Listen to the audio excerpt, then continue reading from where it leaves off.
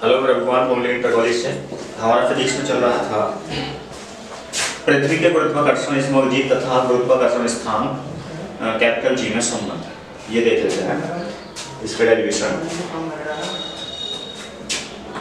पृथ्वी के गुरुत्वीय गुरुत्वीय त्वरण स्मॉल जी तथा गुरुत्वाकर्षण स्थान कैपिटल जी में संबंध तथा गुरुत्वाकर्षण स्थिरांक कैपिटल जी में संबंध।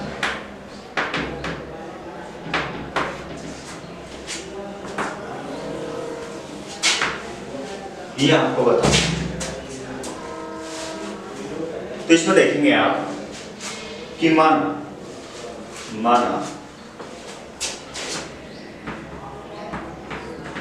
पृथ्वी का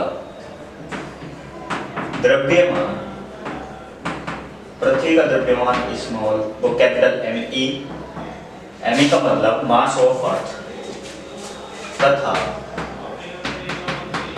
त्रिज्या RE। ठीक है, माना पृथ्वी का द्रव्यमान ma तथा त्रिज्या RE है।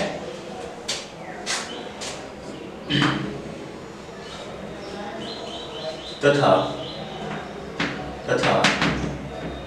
पृथ्वी तल से h ऊंचाई पर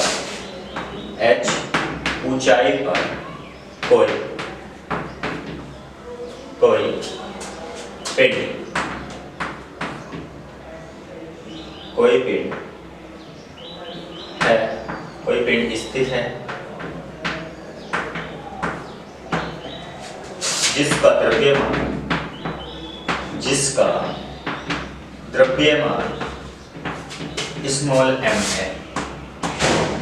द्रव्यमान स्मॉल m है। ठीक है, ऊंचाई पर कोई पिंड स्थित है जिसका द्रव्यमान स्मॉल m है। अब इसके बाद देखेंगे अतः इनके बीच लगने वाला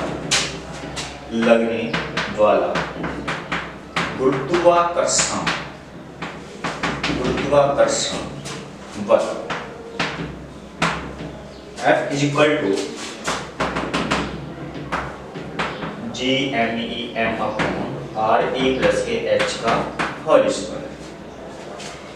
क्योंकि हमारा गुरुत्वाकर्षण का नियम क्या होता है, न्यूटन का गुरुत्वाकर्षण का नियम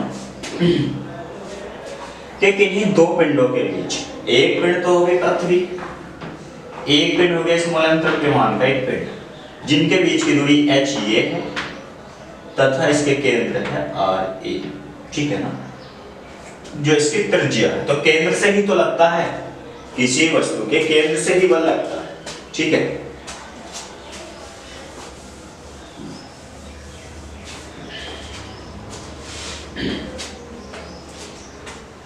तो F बराबर G capital MEM upon RE plus H square का होल स्क्वायर।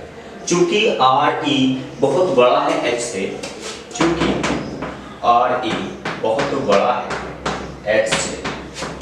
तो H को छोड़ने पर, ठीक है, तो यहां से आ जाएगा कि F बराबर G MEM अपॉन RE का स्क्वायर। ठीक है, तो समीकरण 1 इसको मान।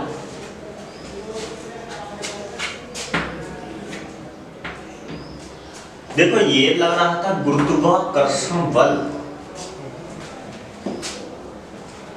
लेकिन वस्तु के भार के कारण अर्थात पृथ्वी के गुरुत्व के कारण वस्तु के अंदर भार तो कितना हो जाएगा, तो देखेंगे न्यूटन के द्वितीय नियम से, न्यूटन के अब न्यूटन के द्वितीय नियम से क्या होता है, F बराबर mg, तो यहां से हो जाएगा, तो लिख सकते हैं mg बराबर capital G m upon r e square, तो m से m कैंसिल, तो हो जाएगा G equal to capital G m e upon r e square. जो आपकी गुरुत्वीय त्वरण की तीव्रता आई थी वह क्या आया है G, तो मैंने बताया था उसकी विमा से हमें क्या मिल रहा था, एक प्रकार का त्वरण मिल रहा था, ठीक है, तो यह भी एक प्रकार का त्वरण। उसके बाद आता है आपका कि स्मॉल g का मान वस्तु के द्रव्यमान पर निर्भर नहीं करता। किस किस पर स्मॉल g का मान किस किस पर निर्भर करता है, पृथ्वी के द्रव्यमान पर, सार्वभौमिक गुरुत्वाकर्षण नियतांक कैपिटल G पर, r e पृथ्वी की त्रिज्या पर। ये मैंने आपको बता दिया था कि कैपिटल G का मान कितना होता है। कैपिटल G का मान होता है, इधर देख लीजिए, कैपिटल G का मान होता है 6.67 गुणा 10 की घात माइनस 11 न्यूटन मीटर स्क्वायर बटे किलोग्राम स्क्वायर, ठीक है, न्यूटन मीटर स्क्वायर बटे किलोग्राम स्क्वायर। तो यहां से देखेंगे, अब यहां से कुछ हमारे सूत्र तो आ गया, इससे यहां से कुछ हमें नोट पॉइंट मिलते हैं।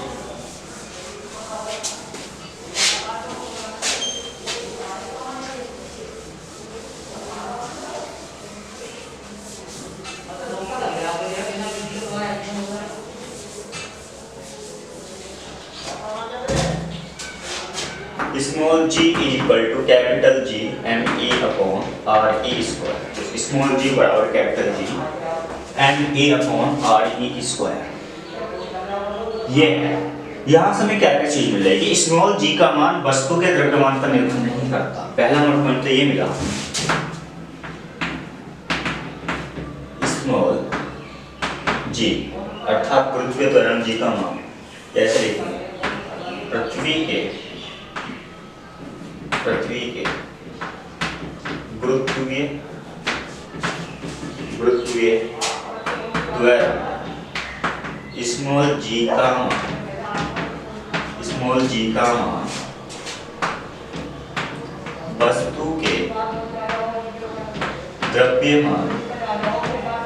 वस्तु के द्रव्यमान पर निर्भर नहीं करता, ठीक है।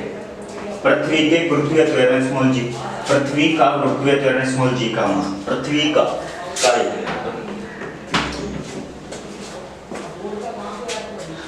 का गुरुत्वीय त्वरण स्मॉल g का मान वस्तु के द्रव्यमान पर निर्भर नहीं करता है, ठीक है। तो अब यहाँ से देखेंगे, इसका मतलब क्या हुआ कि यदि हम किसी वस्तु को ऊपर से, यदि हम किसी वस्तु को मानेंगे पृथ्वी, ठीक, जिसका केंद्र और जिसकी त्रिज्या r e, ठीक है, जिसकी त्रिज्या r e,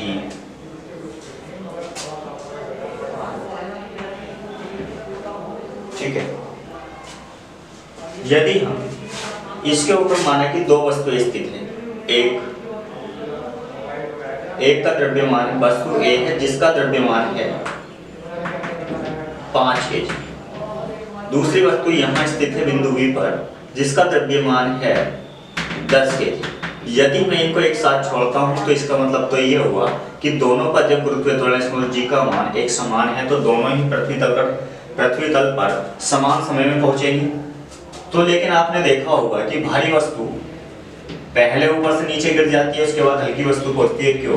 क्योंकि इतनी जगह में जो वायु के कण होते हैं